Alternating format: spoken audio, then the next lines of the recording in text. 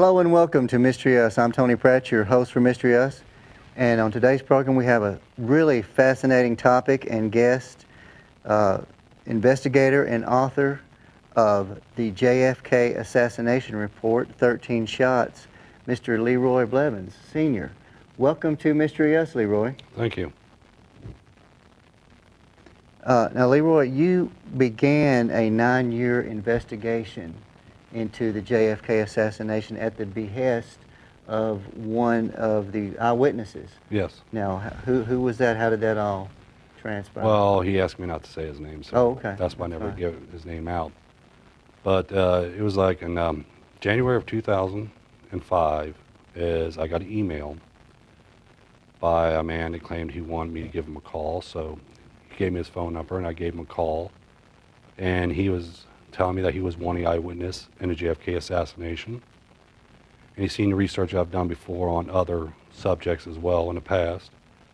So he asked me, could I do an investigation into the assassination, because he's seen all the books, he's read all the read all the books, seen all the documentaries, and nothing matched anything that he's seen or heard that day. Mm-hmm.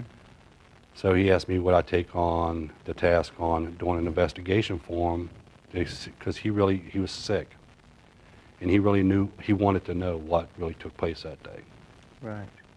So I went ahead and took on the task of doing an investigation on it, and here 9 years later, I found a lot of evidence that was overlooked and actually lost in the last 50 years.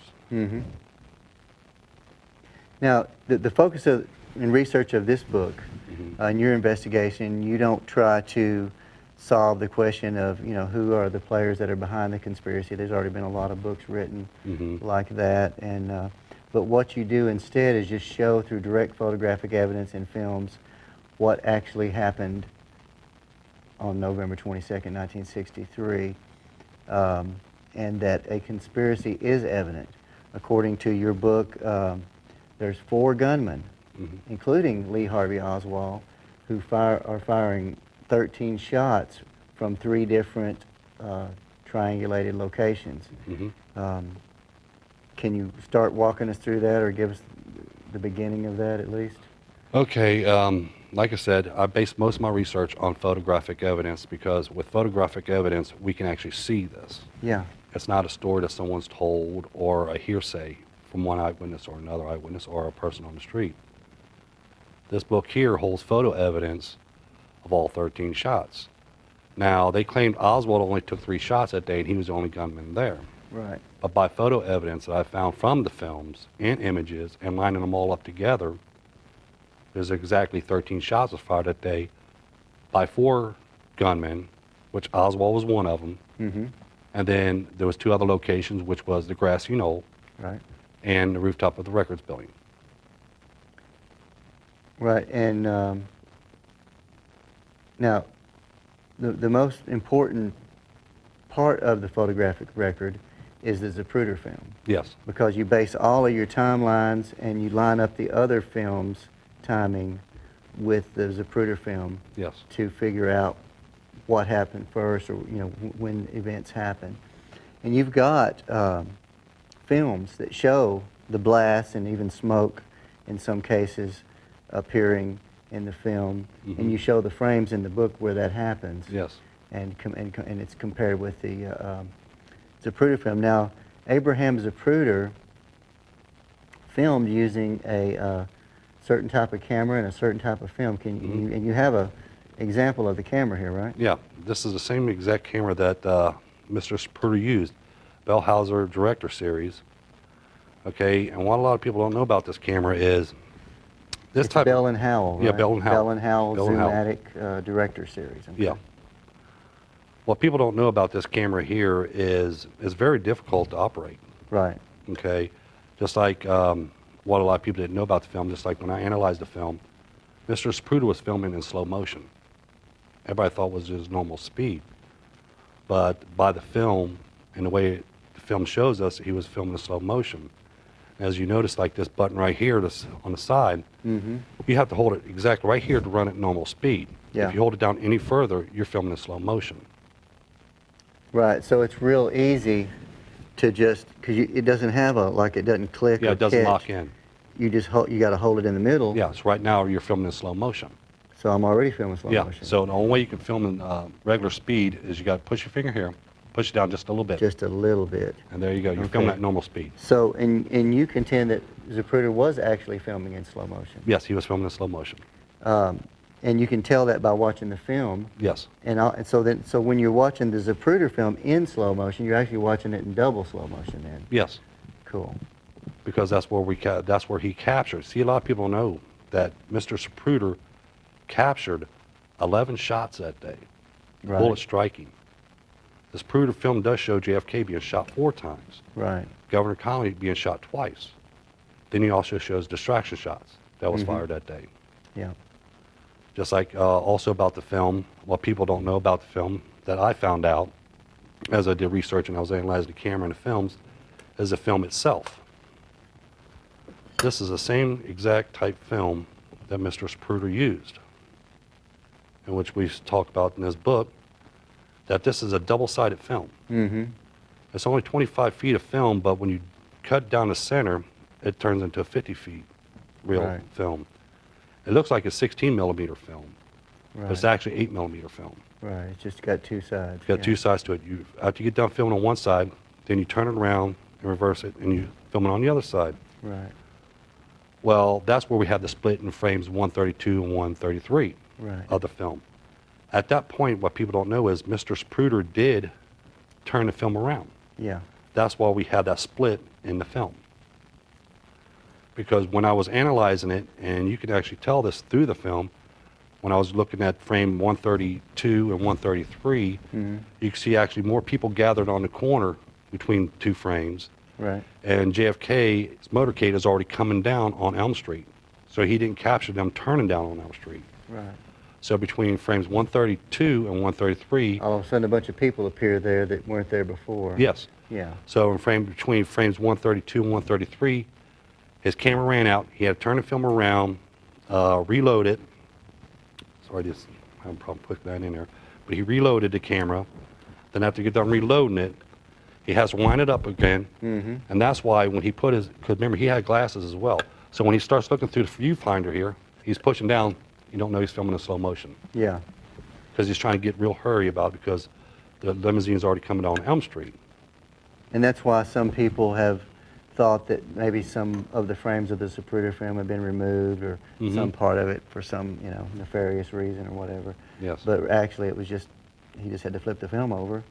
And also, the assassination part of the film doesn't start at the very beginning of the film, because No. he already had some other footage that he had filmed, some home movies or type stuff. And Yeah, he filmed some home movies, and then he also filmed Mrs. Stesman, his secretary, talking to a couple that was sitting on a bench. After he started filming them, he stopped and he started filming Elm Street, and he sees the motorcycle leads coming down, and after he sees them coming down, then his camera ran out of film. So he had to turn the film around and everything else, Right. rewind it and stuff. Then by the time he starts recording again, they're already come down on Elm Street. right now on, and I'm just going to jump around because I want to try to hit as many topics as possible here. On page 34 of the book, the Warren Report, there's a lot, you use a lot of evidence from the Warren Report and research. The Warren Report actually collected evidence pretty well, I thought. But of course, there are certain conclusions they reached are totally ridiculous. Yeah. Most people do not agree with the lone gunman theory or the magic bullet theory, to be more specific. But in the Warren Report, there's actually an addendum by Dr. Cyril Wecht in the medical panel, where he basically comes up with the same conclusions that you've reached through the photographic evidence in your book. Yeah. And that is that a shot could have came from the grassy knoll From the right. from the right and struck JFK in the head, and that was it could have been an exploding shot. And also another part of the book, it discusses where a certain kind of sleeve can be put on the bullet to put chemicals in there to make it explode, or I mean, I don't know how that works, but there's a frangible material that explodes on impact for the bullet. And I guess those little sleeves are so that different kind of bullets can fit into different guns that they weren't intended to be fired from, right? Well, not only that is, we also got to look at the fact that when JFK was already shot in the back of the head before he was shot in the side of the head. And when he was shot in the back of the head, that cracked his skull. Right. And then with the other shot coming in from the right, and then being at close range, that's why his head opened up. Yeah. Okay, let's start at the beginning. So the first shot was Oswald. Oswald. Okay. And he shoots JFK in the back. Yeah. He shot JFK in the back. The bullet exit going out to the left side of JFK's tie. The bullet then passed Governor Connally and struck the top of the window frame of the car in between the sun visors. Right, and there's a nick in the necktie that's noted in the Warren Commission report as well. On his left side. And then the bullet is coming at an angle down, so it strikes his shoulder blade. Shoulder blade and ribs. And then deflects off out his throat and hits the chrome on the windshield. Okay. That's why in the photo evidence, in frame 224, which we can't see the shot entering JFK's back, but when he comes up in 225 with his hands, the bullet was actually exiting his throat. Yeah. Then in frame 226, we see Governor Connally turns by the reaction, looks over to his left, and moving out of the way like something was passing by him. Right. Then we can see a disturbance in the top of the window frame between the sun visors because the sun visors were sticking up at the time. And we see there was a disturbance there. Right, that's where the bullet hit. Now, and that bullet was later, so the theory of the Warren report is that the bullet came out his throat, tumbled, hit Governor Connally in the back, went through his back, came out his chest, went through his wrist, and actually didn't even hit his leg after that? Inner thigh. Hit his inner thigh, so, and the bullet was supposedly tumbling, right? Okay. But the exit wound that you point out in the book from the autopsy report was only 6.5 millimeters, which would be just the size of the bullet coming out. Yeah. So the bullet had to come straight out. I mean, it couldn't have been tumbling, right? Or, yeah, that's why just like when they look at the wound on his throat, okay, it's wider and it's open more is because they did a tracheotomy on JFK. Right. And when they was putting that tube down his throat, that's what made the hole bigger. So they expanded his throat. Yeah, because when I did research on, there's a lot of things I had to take in detail. I mean, had taken consideration when I was analyzing films. Yeah. Like the JFK autopsy photos. When we're looking at them, we have to remember them are done after the fact.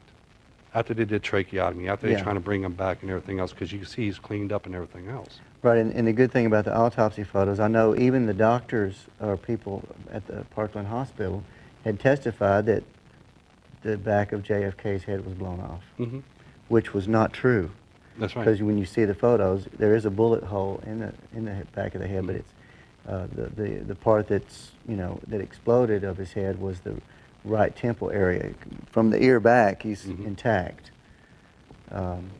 So that was probably just a misstatement. They just said blew the back of his head off, but they really just meant the side of the head. Well, see, like a lot of even eyewitnesses and stuff. Yeah.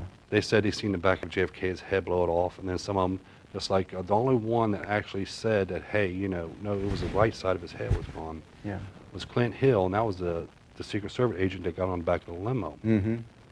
Because he said when he looked down, he seen the right side of JFK's head was gone. Yeah. And he turned around and gave a thumbs down, meaning that it's bad. Yeah. Because even in this, when you watch the Zapruder film itself, you'll see a part which I have a frame in there, where his head is right here, and Mrs. Kennedy is looking at him, and she is looking right inside of his head because it's completely gone on the right side. Right. And one of the reasons, I mean, you would think that if JFK was shot in the head or the back or wherever, that he would probably fall over. But you explain why in the book that he doesn't. Yeah. And that's because, well, for one thing, Jackie grabs his wrist and she's kind of holding him up. And he was also wearing a back brace, right? Yeah, because he had back problems and stuff. He had back problems, and also he had ulcerative colitis were his health issues. So that's how that he could kind of remain propped up to get shot more. Yeah, basically that's why. That's like when he was shot, okay? A lot of people said when he was shot from the front because he went back and to the left. Right. But if we watch a Zapruder film, you'll see his head, when he gets shot in the right side of the head, his head goes to the left. And the then reason back. why he didn't go all the way to the left is, like I said, and as you pointed out, Mrs. Kennedy's arms right here, and she's got one hand here, and she's taking all the impact from him, Right. going all the way to the left. And then at that point, people didn't understand that actually JFK was struck twice. Right. So the first shot comes from Oswald, and Oswald actually only fired 2 shots. Yeah. Even though there are 3 bullet casings present, and the reason for that is, Well, there was only 2 shots to JFK that came in from the right and actually going out to the left. That was the 2 shots that Oswald fired. right, from the Texas School Book. But there was one shot that I always called the dead shot. Yeah. Now, the reason why I call that the dead shot is because that shot was taken months before the assassination of JFK. Right. Because he was trying to assassinate General Walker. Right, and General Walker was an anti-communist general, and Oswald loved communism. Yeah, that's about it, yep. So he went to his house and shot through his picture window. He Yeah. just shot one time. He did wound him on the arm, or? That was a piece of wood that came from the splinter from the window frame. Mm-hmm. Because the bullet struck the window frame, and a piece of that window frame struck him in the arm. Okay. And that's the only wound he got So from he it. just had a minor injury. But they didn't find no bullet casings or nothing. That's when Oswald left that bullet casing in there. After he took that shot, he took off running. He hid a rifle so they couldn't pin it on him as being the person that took the shot at him. Right. Okay, so that's the first shot. Mm-hmm. Then the second shot comes from where? The second shot came from the Records Building. Struck the JFK Records in the Building. back of the head. Okay, so well, let's go into that then. There's a guy on the rooftop of the. There's a sniper on the rooftop of the Records Building, Yes. and he fired a total of 9 shots actually. Yeah. He did fire 1 shot to JFK and 1 to Governor Comey. Is that Yes. right? So that second shot, where did that shot land? The second shot that he took From the rooftop. Yeah, from the rooftop, Records Building. first shot he took was to the back of JFK's head. Okay. Because JFK was shot by Oswald, and soon after Oswald shot him in the back and a bullet exited his throat, JFK was shot in the back of the head. Now, how far apart were those shots in time? In frame 229 of the Zapruder film is when we see the impact of the bullet in JFK's back of his head and blood splatter on the back. So you're looking at Split between second. frames 124 and 129. 5 So frames. it could have seemed like a simultaneous shot, or if somebody heard it, they would probably just hear 1 shot. Yeah, it could have been more or less like a bang bang.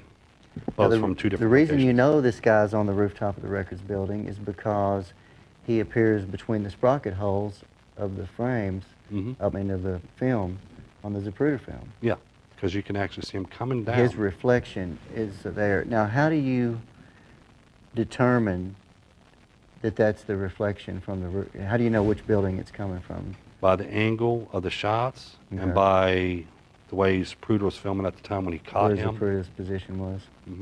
When he started filming him. Mm-hmm.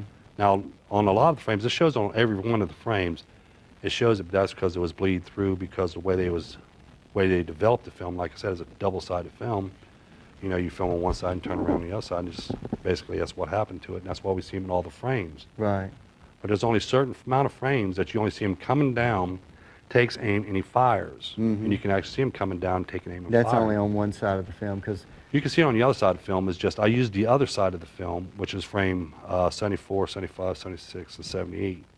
I mean 77, I think I used, because it's more of a. You can have more of a.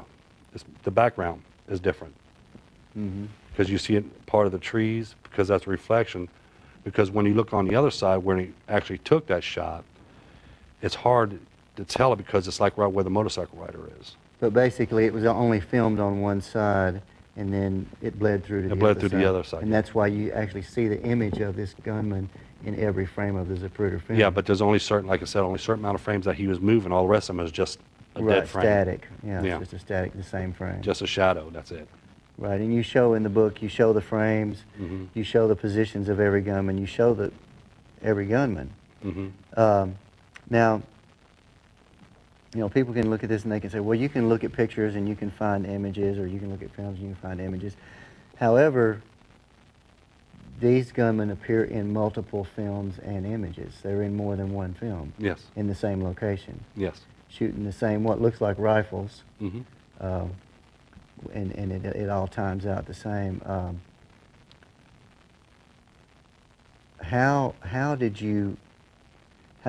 did you first find the gunman? What was the first film image that you saw a gunman in? Okay, well, the first film I actually studied was the Orville Nix film. Okay.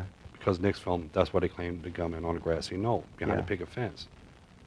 So what I did was I was going over frame by frame by frame, looking at the picket fence area, but I didn't see nothing coming from there.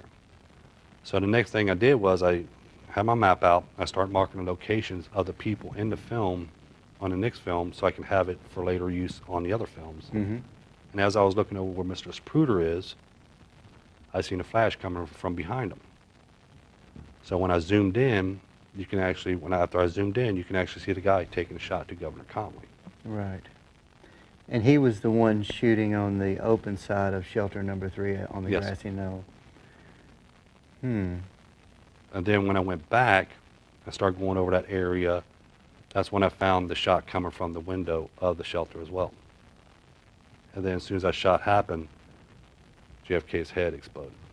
Right. Now, over 30 eyewitnesses claimed that they heard shots coming from the area of the grassy knoll, including, initially at least, Abraham Zapruder and the closest eyewitness to the assassination, William Newman, or Bill Newman. Bill Newman, yeah. Who was just directly in front of the limo right when the fatal headshot occurred from the grassy knoll. So he said it was coming from directly behind him. Zapruder said that, but all that was ignored. All that testimony was ignored by or they didn't have, Bill Newman was not even brought in to testify, right?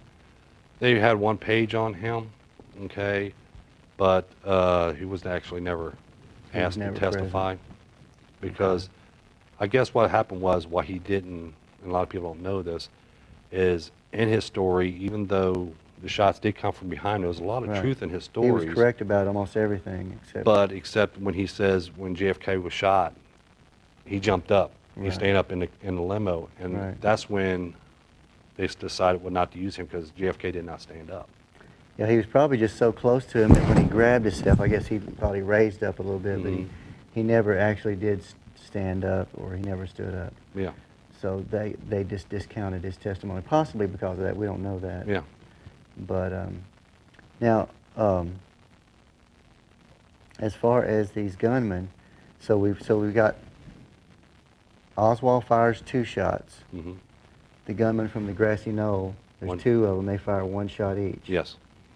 And then the records building gunman fires 9 shots. So in total, how many times were Governor Conley and JFK hit? JFK was shot once in the back, 3 in the head, total 4. Governor Conley was shot twice, once in the side, right side, and once in the back. Then we have the total of 7 distraction shots. Right. And the distraction shot theory is that they're just shooting on both sides of the limo, on both sides of the street, to kind of keep the crowd back, or to kind of scatter everybody. And this is so that the gunman on the grassy knoll can kind of blend in with the crowd and get away. Escape detection. Gunman on the rooftop of the records building took a shot at the same time as the guy took a shot to Governor Conley from shelter number 3. Right. But the gunman on the rooftop, his shot was aimed for the curb. That's the curb shot that a piece of it flew up and hit James Taggart. Yeah. Right here. Yeah, and also James Tagg, you said that a shot from the front could have only come from the position of James Tagg, and he was over below the overpass, or also known as the triple underpass. Yeah. He was over on this side of the street, back there. Main And Street, that like was on re- Main Street. That was really on the side. only place that somebody could have had a level shot through the windshield Yeah, if that had occurred. yeah, because people don't understand that when you do research, Elm Street is actually a downgrade. It Right, goes slight down. downgrade. So if anybody was standing up on the overpass, they would have to shoot down, and they would have got somebody in the front seat first. Right. Especially if they wouldn't even want to take a shot through the windshield anyway. Right. But the only way you can get a shot that lines up, if that was a bullet hole in the windshield, the only way you're going to get a shot clear shot to JFK at that time would have been standing where James Tague was standing. Right. So the bullet, the supposed bullet hole that people saw in the windshield at Parkland was actually the fragment, and that was removed by a Secret Service agent. And the actual the bullet that hit the chrome on the windshield, I guess it fell down in the Yeah, it was found in the front seat. in the front of the limo, and I don't know, did the Secret Service agent put it on Governor Connolly's stretcher where it was later found, or how did it Honestly, get I up think to the stretcher? that bullet actually, I actually think came from one of the bullets probably struck the grass area. Mm-hmm. Because there wasn't that much. The bullet was deformed a little bit, and it did have a small dent in the top of it. But the bullets that they found in the limo did not be one of the ones they put on the stretcher. Right. I think that was just another bullet they found somewhere in the grass area that either struck the concrete of the manhole cover, Mm-hmm. or the two shots that struck the grass area. Okay, now you you identify the gunman on the grassy knoll Mm-hmm. as being associated with three men who have become known as the Three Tramps. Yeah. Right. And now, how did you determine that these two out of these three men are the same as the gunman? Well, one, when I was colorizing the image of the tramps, Mm-hmm. there was a marking on the lapel Right. on one of the gunmen on the left side. Mm-hmm. So when I zoomed in, it was actually the butt plate print on his left side and a double initial AA on it. As far as the identities of who these gunmen are, that's in dispute, and we'll talk about that a little more in the next segment. But one of them is Charles Harrelson, who was a known hitman, Mm-hmm. and also father of actor Woody Harrelson. Yeah. And he's actually, if it is him, he would be the one that fired the fatal shot to JFK. Yeah, it could have been. Okay, he could have been. That's what I said. You know, it all depends, because, like you said, there's too many people that claimed there was a tramps. Right. You know, but yeah, he could have been the one. You know, took the fatal shot to JFK, because that's Oswald's brother-in-law. Right. Like I say, we're going to have a part 2 to this show, and we're going to break here and come back, and we'll have a part 2 to this. So thanks for being our guest on Mystery Us, Leroy. Okay, thank you.